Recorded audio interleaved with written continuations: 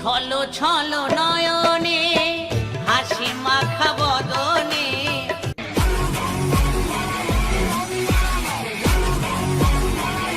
আপনার জন্য আমি 5 বছর অপেক্ষা করলাম, তবুও আপনি আমাকে বিয়ে করলেন না।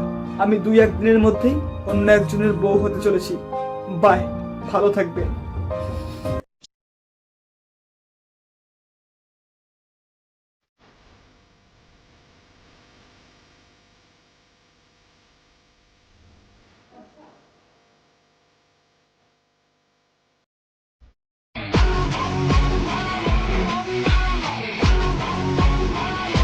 এই শুনেন, আপনি আমাকে আর কল দিবেন না।